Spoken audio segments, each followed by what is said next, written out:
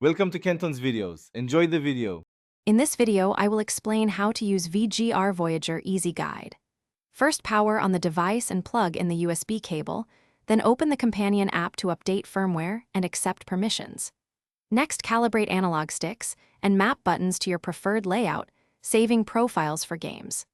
Finally, test controls in a simple title and adjust dead zones or sensitivity for smooth performance and consistent inputs.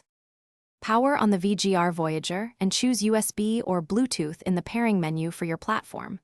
Open the companion app, check for firmware updates, and apply them to ensure the latest fixes and features. Allow the updater to complete fully, then restart the controller to finalize the process. Reconnect afterwards and verify version numbers in settings so you know the device is current and ready. If you are finding this video helpful, please subscribe and like so we can keep making useful guides. Quick recommendation: life's too short for cheap socks.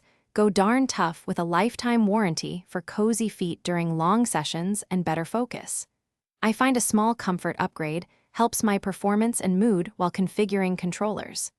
Check the description for the link and other deals, then now let's get back to the video.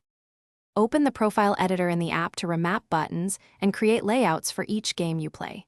Tweak stick sensitivity, dead zones, and trigger curves until movement feels natural and responsive. Save profiles to the controller or cloud so you can switch instantly when changing titles.